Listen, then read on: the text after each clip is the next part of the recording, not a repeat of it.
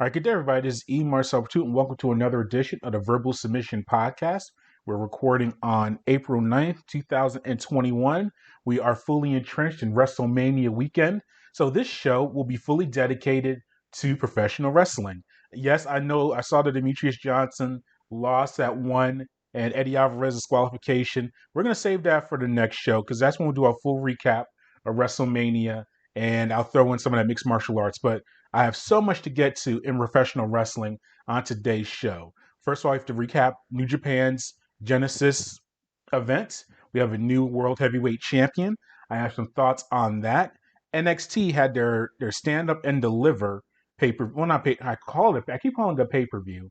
It was on Peacock. Well, you have to pay for it, but point is they had their event over 2 nights. A lot happened there. We have some new champions in NXT. And finally, we will preview WrestleMania and the 2 nights and a whole bunch of championship matches and a lot going on there. But as always, if you want to follow everything that we're doing, head to thesportsinquirer.net. I know if you're listening to this show, you may not necessarily be a fan or supporter of other sports, but we do have our Sports Inquirer show, and we'll have a new one up tomorrow where we'll delve into some professional baseball and golf and Atlanta United and some MLS and CONCACAF thoughts. Oh, if you'd like to hear a lot more about those sports, make sure you check out the podcast, The Sports Inquirer Show. We also have interviews over this past week with Michelle Caille from Georgia Tech Volleyball. The team is in the NCAA tournament, so we were able to catch up with her. That interview is on the site. Bev Van Fleet, head coach of Georgia State Beach Volleyball, her interview is up, and just a bunch of other stuff that you can check out. So head to the sportsinquirer.net for that. We also do post and tweets and a lot of thoughts throughout sporting events, including the national championship game that took place last week or earlier this week between Baylor and Gonzaga for NCAA basketball. I did a lot of live tweeting during the NXT events. I'll have plenty of that going on during WrestleMania or the next few days. Go to our social media platforms on Twitter, Facebook, and Instagram under Sports Inquirer. That's all one word. Make sure you go on there. You subscribe to us on there, or follow us, I should say, and you will be able to see all the stuff we have going on. And then finally, subscribe to us on YouTube, SoundCloud, Spotify, Google Podcast, iTunes, and wherever you get your audio and video content under the Sports Inquirer. And you'll be able to get all of our shows and interviews, including the one you're listening to now and all of our future content. So make sure you go to all of those places and you will be able to see everything that we have going on there. As I said, we have a full show of different promotions and a bunch of different content. Let's start with New Japan. And this past weekend, they had their Genesis event that took place. And I have 3 takeaways from the event. My first one is that I really liked Henare joining the United Empire. We've talked about in the past on previous shows. We like Henare. He's a good wrestler, very aggressive, but just felt like he was losing a bunch of matches and did not have much direction going on with him. He's been a good soldier, went through the dojo system in New Japan, but he was lacking direction. And darn it, I wish I recorded a show before Genesis, or I could put some money on it because, and trust me, I get a lot of predictions wrong on the show list. When you listen to WrestleMania, my predictions on what's going to happen there, and we'll do our recap. I'm gonna have plenty of wrong predictions, but this one I was straight right about, and I wish I put it on social media as well because they were teasing the new member of the Empire, and I was like, Henare is a viable candidate for it. And sure enough, he was the mystery partner in the tag match with the Great Okan and Jeff Cobb, and they changed his name. He's now Aaron Henare, which I guess is his legal name. He's not Toa Henare anymore. You see him; he cut his hair. I got no more ponytail. His haircut is shorter. He's got the gloves, different ring attire.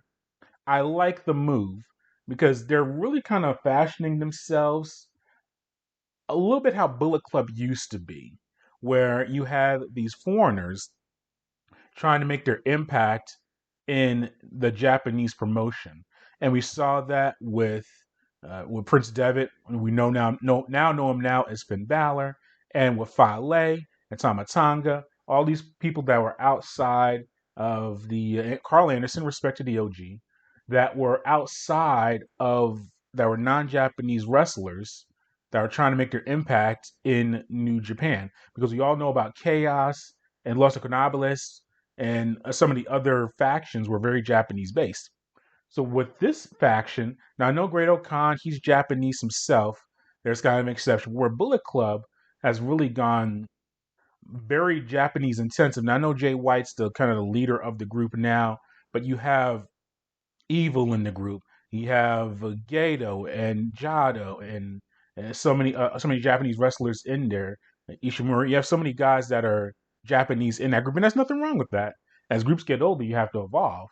But I like the basis of this group. They come off as a heel faction. They're not friendly. That's a good thing. They're not happy. And I think they all are guys who have felt one way or another. Even Jeff Cobb, he was kind of in that boat with Henare. Solid wrestler, but losing kind of more than winning than he should have. So now they've teamed up. Okan is off, came back from his excursion. He now is a valuable player, and obviously they're led by Will Osprey, and we'll get to Osprey in a moment. But the actual United Empire, the setup of it now, I really like. There's some intrigue with those guys. All three of those guys are good individuals. You can outside of Osprey, Osprey obviously has bigger priorities, but you can see them being tag team partners. I think they've already made a challenge for the never open weight 6-man belt. That's definitely something we could see down the line. But I like Henare joining the group. That was a very appropriate person to join it. My second takeaway from Genesis, Sho and Yoh are now tag team champions again in the light heavyweight division. I like the move. Desperado and Kanemaru, I should say, they're solid champions, solid light heavyweights. But it's really Sho and Yoh's belts if they're together. And good to see Yoh come back from the knee injury. He looked pretty good, and he got the pin over Kanemaru, which is Kanemaru. I keep saying Kanemaru. It's Kanemaru. So good move by. I thought that was good. He looked healthy. He looked good. They played the knee injury in the match, which you have to do. Obviously, him coming back from a major injury. I thought that there'd be more tension between Sho and Yoh because Sho has really elevated himself to a major contender in the light heavyweight division and even contended for the light heavyweight title while Yoh has been out. But having Roppongi 3K back together is a good move, and having them as champions is a nice touch. I think Desperado can now focus on uh, figuring out what he's going to do there. And we saw it was very interesting seeing the very open of the Genesis card. We saw Takahashi come out and moving around, and I don't know when he's going to come back from his sticky had a shoulder injury or a labrum or his pec or one upper body injury, and obviously he had to relinquish the light heavyweight championship. So obviously we're going to see Desperado and Takahashi battle it out in some form, or if they're going to do a tournament. But we'll see what happens there with that. But I thought the match went very well. 20 minutes, a good amount of time. It wasn't, and we'll get to some of these New Japan matches when they should be 5 minutes or 10 minutes. When it should be 10 minutes, they're 20 minutes. Sometimes even the championship matches, maybe to a solid 20, 25 minutes, they end up turning 40, 45 minutes. They're so long. But I thought 20 minutes was an appropriate amount of time for this match. And I said, Sho and Yoh, light heavyweight champions. It's not the deepest division as far as tag teams, as far as light heavyweights, but having all those guys chase Sho and Yoh is a good thing. So I like what I saw there. And then finally, obviously, the big news from Genesis was Will Osprey has become the second holder of the IWGP World Heavyweight Championship, defeating Kota Ibushi in 30 minutes. I'm surprised that they pulled the trigger or they gave the belt to Osprey so quickly after we had this build up really for half a year now. With the first of all, you could really say go back to a year with Wrestle Kingdom of last year when you had, or even when they unified the belts and we saw Naito holding the Intercontinental Championship and the Heavyweight Championship. And then you had Equal take it from him. Naito got it back. and they went through all this stuff, and then Ibushi ultimately, became the champion. And they spent so much time about unifying the belts and a lot of pros and cons. I personally liked having an Intercontinental Championship and the Heavyweight Championship separate, but that bridge has been crossed or gone over. But so they've unified the belt. Ibushi has unified the belts. I'm not a fan of that. I'm not a big fan of Ibushi in general. I know that he's a solid wrestler and does a lot of moves, but his personality is very dry to me, especially when he does the no sell during a match. I don't like seeing that at all. He's very vanilla to me. But the point is, they made all of this build up of unifying the titles, making it an IWGP World Heavyweight Championship, the very first one, and had a new belt. And then his first title defense, Ibushi loses it. Now, Osprey, I think you've seen him go from, I don't say a middling light heavyweight, but just an average light heavyweight, elevating himself to being the best light heavyweight in New Japan, gaining weight, and becoming a heavyweight contender. And now he's the world champion. As I said, I think him, especially with the United Empire, it's a good move. I'm surprised by it, but a surprise, I guess, in a good way. I think that him as the champion adds a lot of appeal. I think having an English speaker is very intriguing. For myself, my Japanese is not very good. It was non-existent. Well, I say non-existent, but I mean, you watch enough of the shows, you can kind of pick up a word here and there. But obviously, I'm not fluent in Japanese, so to hear promos by your champion in English is a good thing for me personally. And I mean, I think he brings a lot of energy to that belt, brings a heel aspect to it.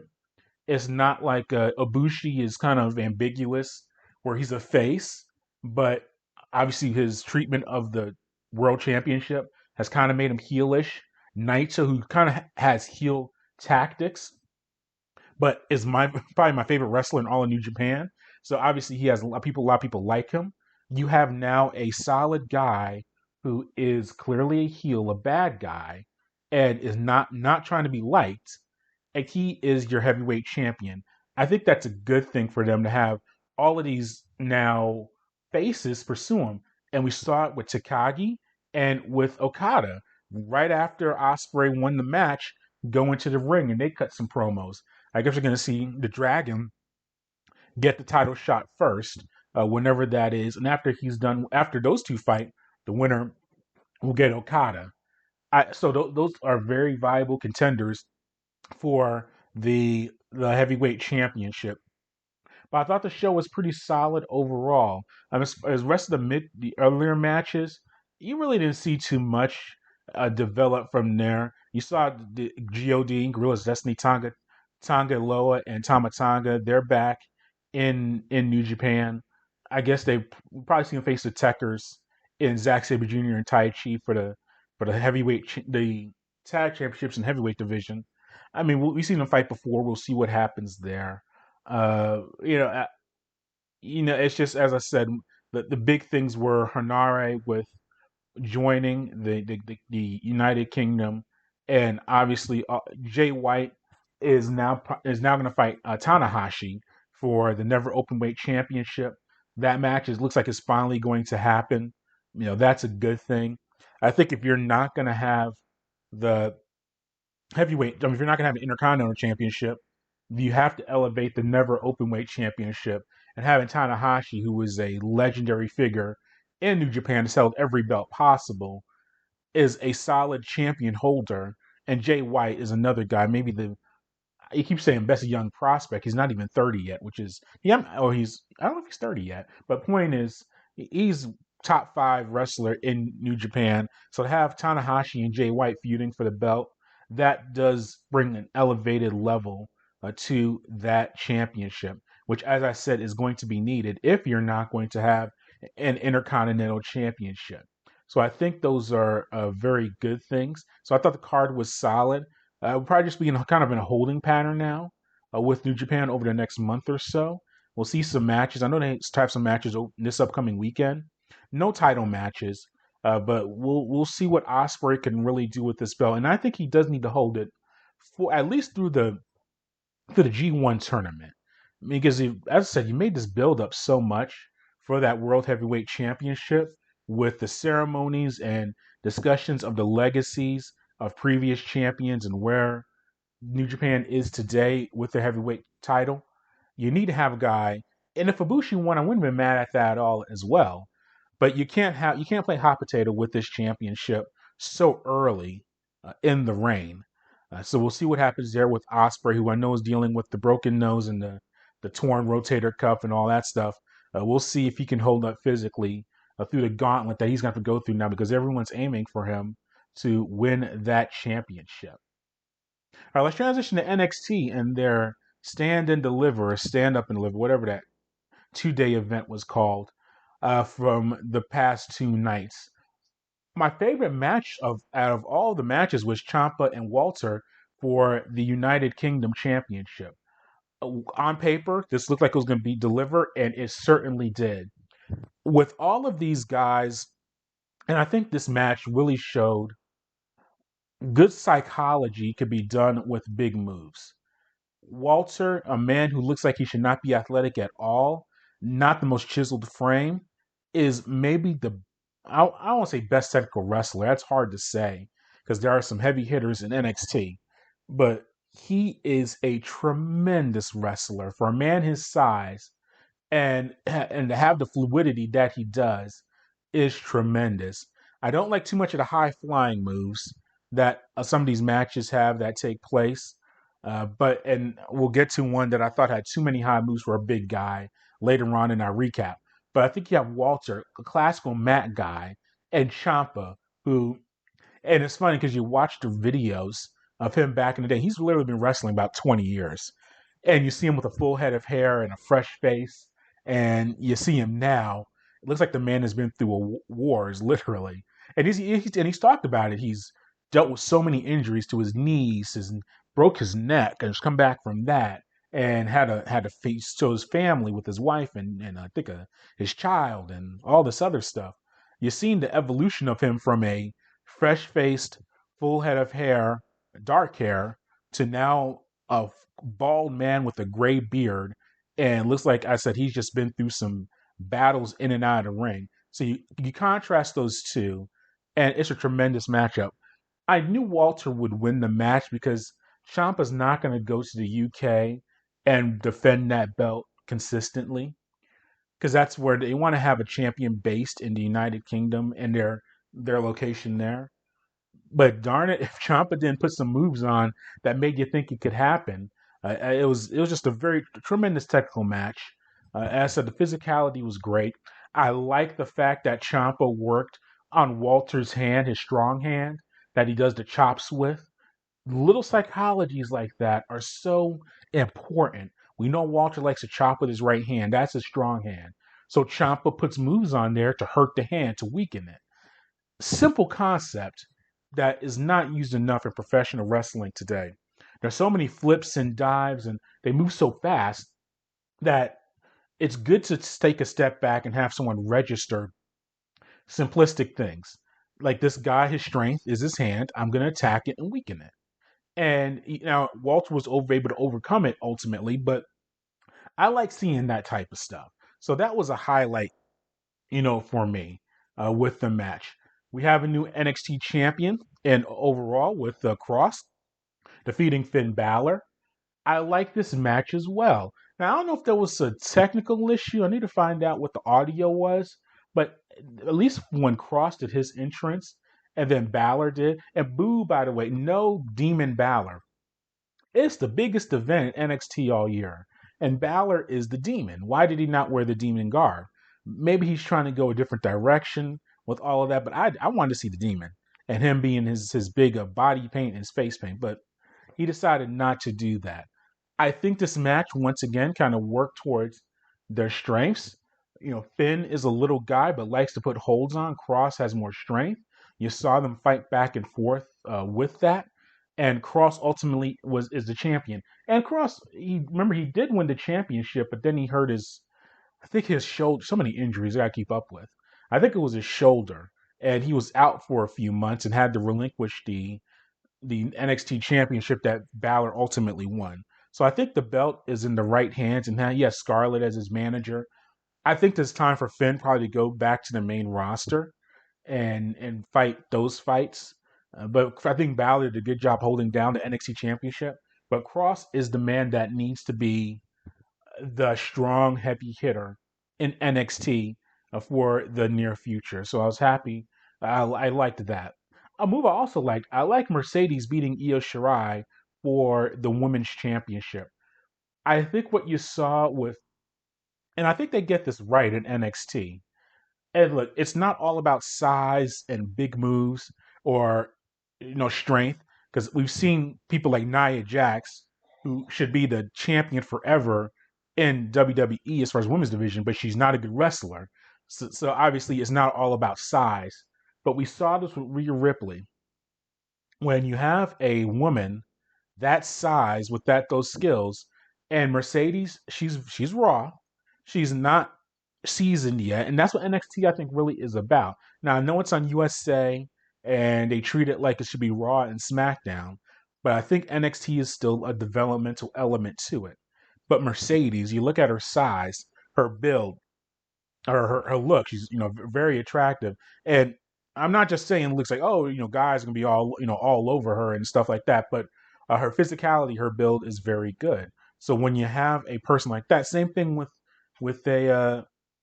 as I said, with their previous wrestlers, you have to take advantage of that. Yeah, with Rhea Ripley, I'm getting my names mixed up, but when you have like a Rhea Ripley who went to NXT, became the champion, and they moved her up to the main card very quickly. Now she is finding her place on the main roster, but I think that what they didn't weren't able to do for long term with Rhea Ripley, they're going to be able to do with Mercedes. So I liked that. I liked that the match. I thought was solid, and it's a thing when you have like I said, Mercedes. She still has a lot to work on, but her size and I said her physicality is just too much.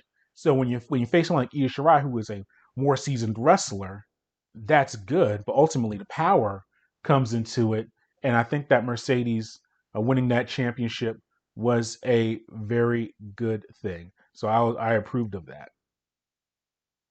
All right, I'm giving a bunch of superlatives about NXT, but there's one thing I did not like.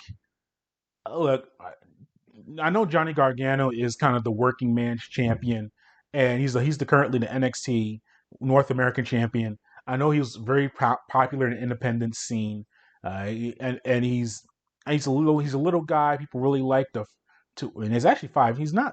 He's just very slight in frame. But look, he's just does not do it for me at all. And I don't think when you have the vignettes with his wife Candice LeRae and other people like that, they don't do anything for him. He has no appeal for me. I said he's solid in the ring. He's not a slouch, but you just to take. I will quote Jim Cornette, and it's stuck in my head.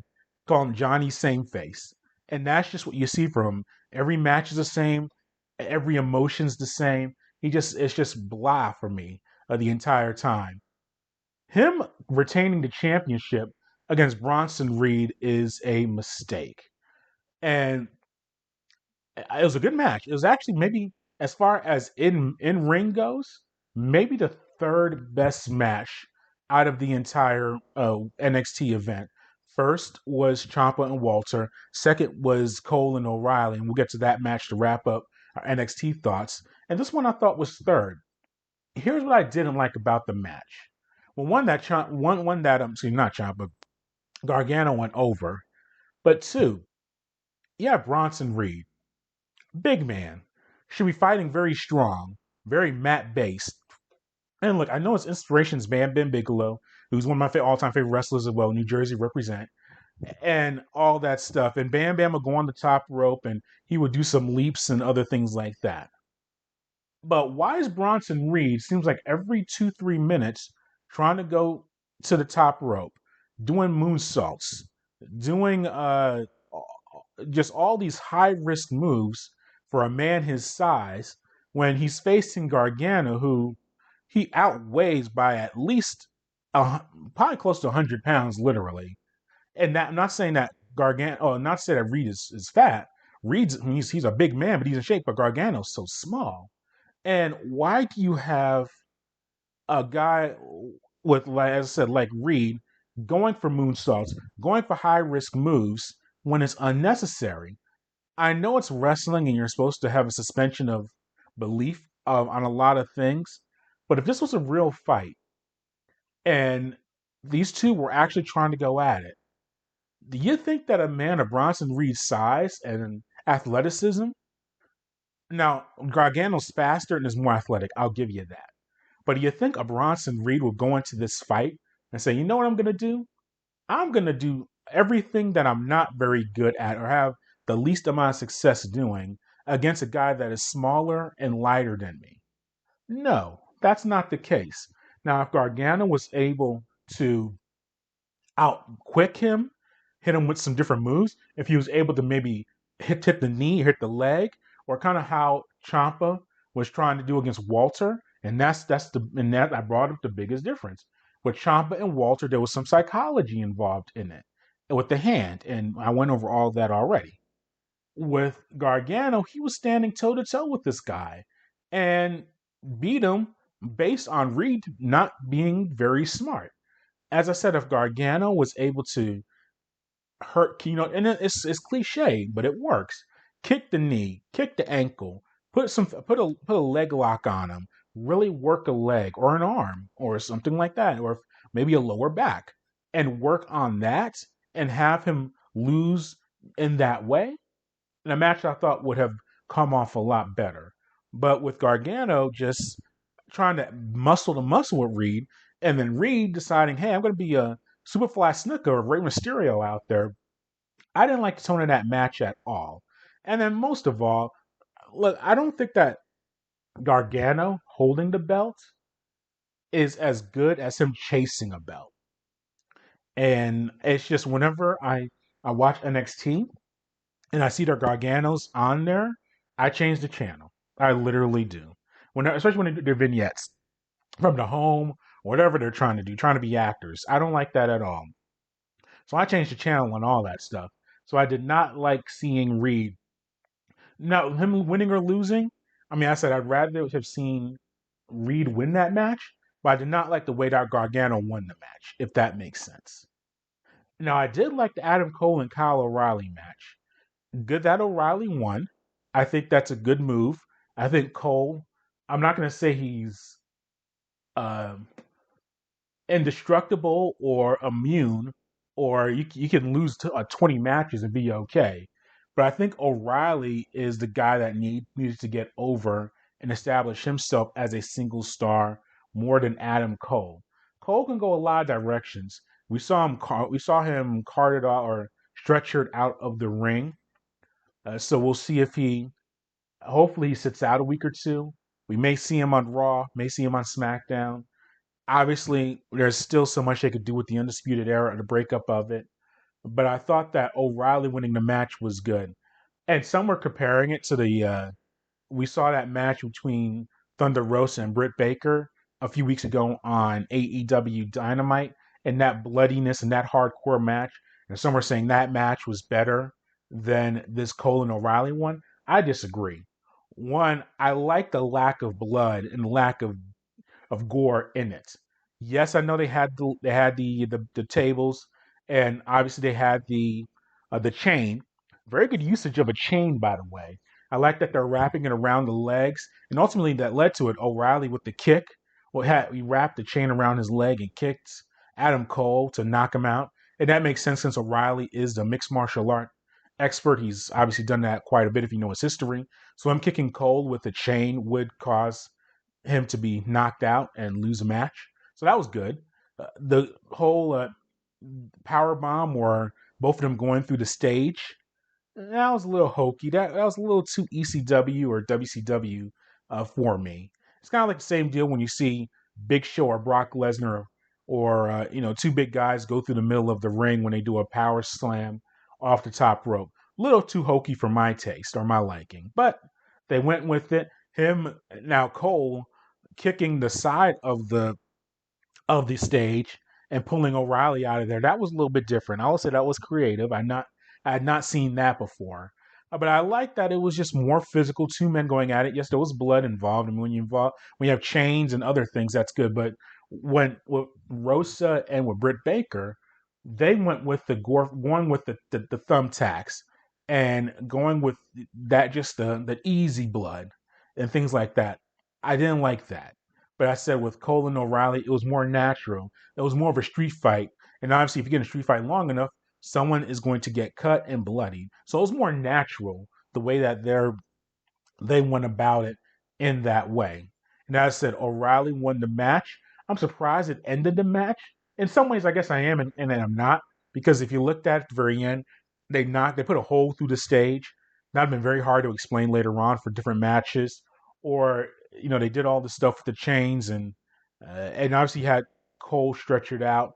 It would be weird if Cole was stretched out and they're like, all right, let's get to the Kross and Finn Balor match. Because usually the World Championship match would be the main event. But that did not happen in this case. And I think after seeing that the match and the way it was laid out and structured, O'Reilly and Cole was an okay way to end the NXT festivities. But as I said, there's so much they could still do with that. But O'Reilly winning, I thought, was important because he needs to establish himself still as an individual star, because he's still lumped in with Undisputed Era, whether it's with Bobby Fish and that whole crew. I said Cole is a soloist. That's how he works, and he'll come back, and obviously vengeance will be on his mind, and we'll see what happens with that. But I thought the NXT was okay. It's weird watching it on Peacock and having to go that direction with the pay per view. I like the WWE Network a lot better as far as the organization, and I'm very intrigued to see how they pull off WrestleMania, because on the network, the good part about the network is that you pull up the show and you pull up the network, it's already playing, and then they give you good suggestions like to watch other things, and it's because they see your your watching pattern. It's very interactive. You can kind of stop and go, rewind a lot better. With Peacock, it's more Netflixy, and if you have Netflix, you kind of know how it works. Or on demand, like if you have Comcast or whatever you use, where you're watching the show and that's all you're watching. There's no interactivity with it and all that stuff. So I don't like the Peacock format right now. I really like how the network was going, but once again, that's the direction you're going, and we have to deal with it. All right, and then WrestleMania itself, we'll go through each match and kind of where we think it's going to go. With night one, which is tomorrow on April 10th, let's see, what do we have here? Women's tag turmoil match with the women. Don't care too much about that. Cesaro and Seth Rollins, kind of an old school Ring of Honor contest. Obviously, Seth Rollins, I think, is going to go over Cesaro. Cesaro's almost kind of when I was talking about Henare in New Japan. It's like, all the time with all the wrestlers, you hear them, who's the strongest wrestler physically? Who is the most underrated wrestler? It's always Cesaro. He needs a heel turn or something to turn around, because he's Claudio is such a talented wrestler, and isn't he has good personality. He speaks like 10 languages, literally. Look it up. There's so much more could be done with him, but they just kind of have him in mid card level. So I think Seth Rollins is going to win that matchup. Braun Strowman and Shane McMahon. Shane's going to jump off of something. Braun, I think, ultimately wins it, but if it's a steel cage match, oh Jesus. Well, sorry, I don't like to say Lord's name in vain like that, but we know what we're going to see with this. Braun's going to rip the cage open. Shane's going to jump from the top of the cage onto a table.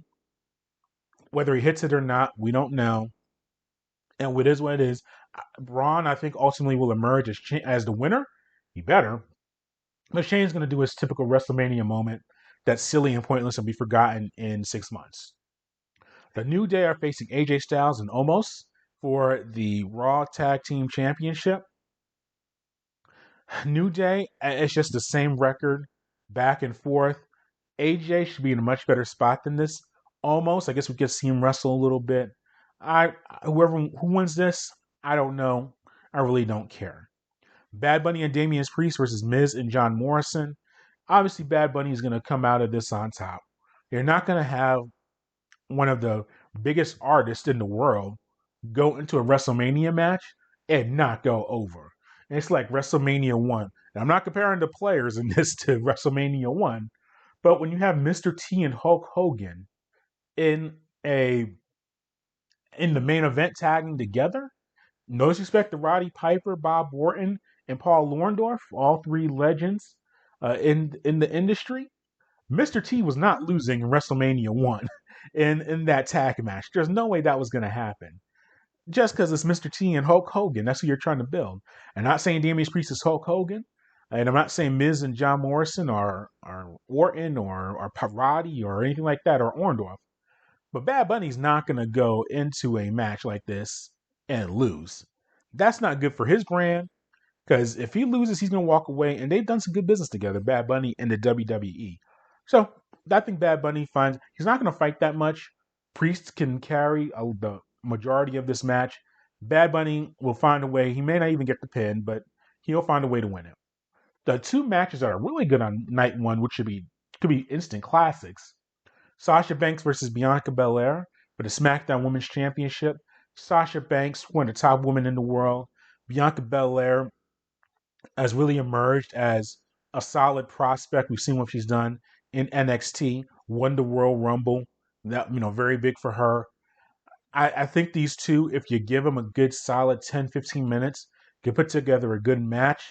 They kind of have the same character.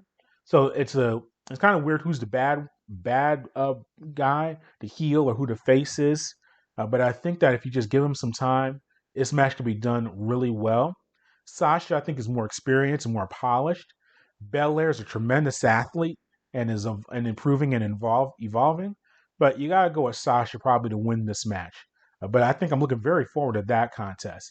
And then obviously the main event, or it should be at least, Bobby Lashley, the WWE champion, will defend his title against Drew McIntyre. I don't like how they broke up the Hurt Business. I know they probably want to have Lashley and MVP kind of be separated and be elevated away from Benjamin and some of the other guys in the Hurt Business. But I thought they really jumped the ship on that one. They or jumped the shark or whatever the term is. They really could have held off on that. Now, if you're gonna have one or two things can happen here. Maybe Shelton Benjamin can cost Bobby Lashley the championship. We can see that happen and maybe have some feuding there. Because Drew being the champion would not be the worst thing in the world. I like what they've done with Bobby Lashley, though, being the world champion. But if they want to go that route with the Hurt Business or the former Hurt Business members causing Lashley to lose the belt, I don't like that type of stuff. But that could be something. Or it could be a ruse where ultimately they were together all along and they try to hurt McIntyre. I don't like that either necessarily. With these type of matchups, if you want to have the interferences and all the kind of the schmazes and the run-ins and all that stuff, save those for the secondary matches. When it comes to the World Championship, it should be one-on-one. Now, MVP is his manager, Bobby Lashley. MVP is going to come out and probably try to do some. Managers are one thing. I can kind of get that. But we talked about that at Fastlane when you had, I thought, a very good matchup that was with Roman Reigns and Daniel Bryan. And then you had the run and Jed Uso come in. You had Edge come in. Multiple referees and all that stuff really took away from that matchup. I don't want to see that happen with Lashley and McIntyre. These are two guys who, and it's funny because I talk to my uncle all the time about wrestling, and I think we said 3-4 years ago we're driving to South Carolina because we have family there, and I went over or Florida, I think it was South Carolina. And I went over I was usual. I was complaining about the booking of WWE. I think Cena was the champion, or it was like he was the main guy. And I was like, I could turn 7 or 8 guys. If you gave me 6 months, turn them into a world champion. And I was naming all the guys, and some guys who aren't there anymore. I named Rusev as a guy, and I still hold on to that Rusev theory. I had Daniel Bryan, Roman Reigns, and some of them actually elevated themselves kind of to that level. But Lashley, Cesaro was in that book, that conversation, and Drew McIntyre was in there, and Bobby Lashley. I was like, with Lashley, decorated amateur wrestler, mixed martial artist. Uh, look at the man. He looks like he is cut out of granite. A big man, just size, and has that big build that you love to see.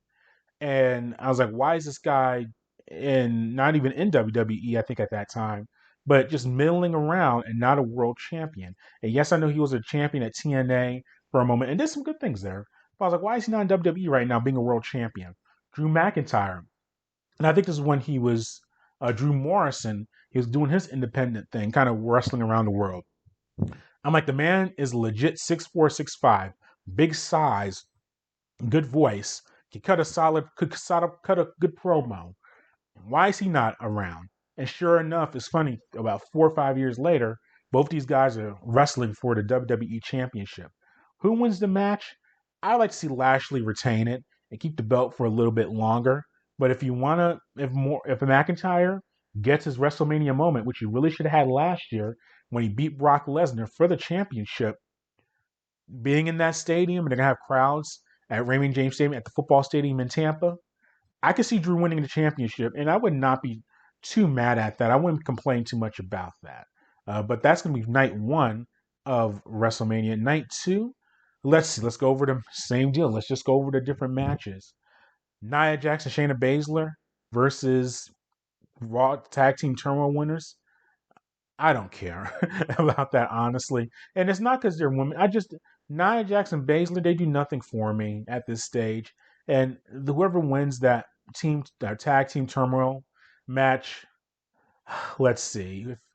I would be most interested if, if not Natalia and Tamina won that, because they actually could put together maybe a decent wrestling match with Nia Jax, who was not a good wrestler, and Baszler, who was okay, but not the greatest. Maybe just for viewing purposes, it'd be nice to see Natalia and Tamina get in there against Jackson Baszler, but we'll see what happens there. Let's see, Riddle is first facing Sheamus for the U.S. Championship. I think Riddle should retain the belt. Sheamus is a good wrestler. Sheamus was another guy who I thought if you could build him to a solid world champion. But Riddle's okay. I don't like him wrestling without shoes. My pet peeve with that has always been, why doesn't someone just stomp on his feet or put him in an ankle lock immediately? And look, I know he's a mixed martial artist. He fought in the UFC. He's used to wrestling without shoes on. But it's professional wrestling. I'm going to stomp on those feet. I'm going to break a toe. That's just business. So no one ever does that. And it annoys me to no end. But I think Riddle ends up winning that match, and we'll go from there. Kevin Owens facing Sami Zayn with Logan Paul in his corner. This actually could be a decent matchup. I mean, those two guys are best friends for a very long time. They've wrestled literally probably hundreds of times. So I think the chemistry should be there. But we'll see what happens there. I think maybe I can sit back and enjoy that match just for the match itself. Now, Logan Paul's involved, the internet celebrity. So there's going to be some silliness with it, but we'll see what happens there. Big E faces Apollo Crews for the Intercontinental Championship. Nigerian drum fight. Oh boy, just let these two fight. And Apollo Crews. I mean, look, I know. I guess we all know when he was UHA and the independent scene, and we knew about his Nigerian background. But I don't like the fact that he was Apollo Crews for years, and no mention of his Nigerian ancestry. And now he's doing Nigerian accent, coming out in Nigerian or African garb. It's not racist, but it's because, as I said, if you knew from an independent scene, it's not far fetched. But you've presented this guy for years, not as an African in that way, and not talking with an accent. Then all of a sudden, he's talking with an accent and wearing a lot of green and white and wearing African garb. It's a little. I'm not comfortable with that. If he started off in WWE with that, oh, maybe not. It's not like it's just it would be. I mean, not necessarily be cool with that either. But at least he started off with that. But now all of a sudden you have him doing that. I'm not. I'm not too a fan of it. The match itself. I mean, Big E's a good wrestler. Apollo's a good wrestler. So maybe we'll see what happens there. The Fiend versus Randy Orton. We've already seen this. The Fiend was on fire a few months ago, and now he's wrestling. He literally was on fire. I'm not saying that he was on fire, that he was hot and he was coming out strong, winning a lot of matches. No, he literally was torched on fire in the middle of the ring. He should either be dead or still in a burn unit. And now he's wrestling in a match. I have no interest in this match. I have no care. I think Bray Wyatt's a good wrestler. Randy Orton's a WWE all timer. But man, they don't need to do that. That's not good at all. Asuka and Rhea Ripley for the Raw Women's Championship. Now, this match, similar to Sasha Banks and Bianca Belair, if you give them a good 10 to 15 minutes, it can maybe be the match of the night. Asuka, tremendous performer. I don't like her being caricatured, saying Japanese and not being able to speak. Not even solid Japanese, but she's just yelling and screaming, and the face paint is kind of, once again, a little borderline racist, if you ask me. But once she's actually in the ring fighting, good. Rhea Ripley, maybe the hottest prospect or best prospect in all of women's wrestling. I mean, has all the check marks are there, for her. Physically strong, great look, good build, cuts a good promo, charisma, personality. It's all there for her to be a major player. I could see them taking the belt off of Asuka and letting Rhea Ripley run with it. And then this can lead, obviously, to the rematch we all want to see with Rhea Ripley and Charlotte Flair. Disappointed that Charlotte Flair is not in this WrestleMania. I guess there was some medical issues. They thought that she had COVID or maybe she was pregnant, and just it all got mixed up. I would It'd be nice to see Rhea and Charlotte, because I thought they may have had the best match in last year's WrestleMania out of all the matches, men or women. So I think Ripley having the belt and Charlotte coming back and fighting for it, I'm aces for that. I'm cool with that. But I think in the ring, this could be a really good match. And then finally, we have the match for the Universal Championship. Roman Reigns with his advisor or manager. What is he called? What does Paul call himself? Advocate, yeah, his advocate, Paul Heyman for Roman Reigns. They're gonna face. Well, Reigns is gonna face Edge and Daniel Bryan in a triple threat match. I really would have liked to have seen Edge and Reigns fight one on one in this match, because I think when you have a triple threat match like this, it leads to a lot of hijinks and a lot of run-ins. And we already know we're going to see Uso go in there try to beat up Edge and Daniel Bryan. And I like Uso, but he needs to stay out. It's a world championship match. We already know that, well, Edge really doesn't have any friends in that regard, or Daniel Bryan. I just really think, I like Daniel Bryan. That's my guy. Same birthday, literally, May 22nd, 1981. That's our dude. But I think this match should have been Reigns and Edge one on one. And then Daniel Bryan gets the winner of it at the next pay per view. Or whoever wins this, you could build up to SummerSlam. That would have been my preference. But they're in the match together. Reigns has been so strong as the world champion. He's turned that heel or that aggressive, not nice guy that we've been clamoring for a very long time. He's been very, very good in that regard. Edge, great story. Comes out of retirement, wins the Rumble, and is now competing for the World Championship. Edge it's a very great story. Daniel Bryan, a little bit less of, I think he's shoehorned into this. I thought I think Reigns and Daniel Bryan had a very good match at Fastlane, and they should have stuck with that. But then Edge running into the ring, taking out Daniel Bryan, because he wants to have Roman Reigns to himself. Very convoluted booking. So now we have these three guys in the ring. Edge winning would be intriguing because I could see him winning the match and the fireworks going off and all that stuff. And that's his culmination of a very good story. And we've seen a lot of Edge lately. We've seen his 360 or 24/7, whatever deal.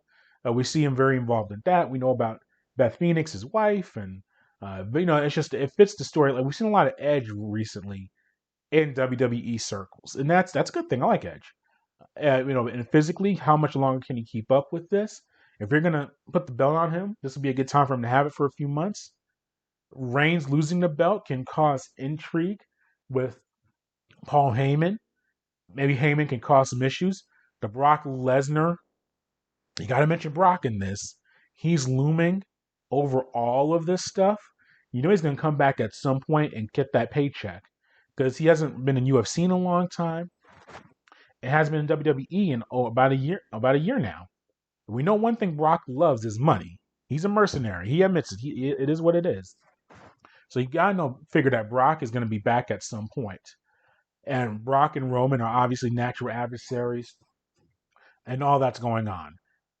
I think if I had to put money on it, I think Edge wins the belt, and that causes some issues with Heyman and Reigns, and he could work around that. I think Daniel Bryan is kind of the third wheel in this. I could definitely see him. He's the one being pinned by either Reigns or Edge to win the championship, and we'll just see what happens there with that. But I'm looking very forward to WrestleMania. It's a little bit of a slow build, with it, but I think overall it's gonna. And WrestleMania is weird in that way, and we'll end on this. It seems like every year we look at the WrestleMania build. Who's gonna fight? Where are the matches? I'm not looking forward to this match. This isn't gonna be good. I talked crap about Big E and Apollo Crews for the IC title, and it might be the match of the year. That's how WrestleMania works, it seems. Every year we come into it kind of skeptical, and ultimately it works out. Now, some are better than others from top to bottom, but there'll be two or three matches that we look back on and are like, man, those were really good. There can be some stinkers in there too, but I always look forward to WrestleMania. Over the 2 nights, that's a lot of wrestling to take in over a 48-hour period. But we'll keep track of it, and we'll have a show next week recapping all of the matches and everything that we saw. I'll be taking copious notes as they take place. But thanks for listening to today's show. If you want to follow us, go to our social media platforms on Twitter, Instagram, and Facebook. You can also go to our social media. I said that already. Social media. Yeah, that's done. Subscribe to us on YouTube, SoundCloud, Spotify, Google Podcasts, iTunes, and finally, you go to thesportsinquirer.net if you want to just get everything that we have going on with the site here and beyond. Until next time, good fight, good night, be safe, and rest in power, DMX.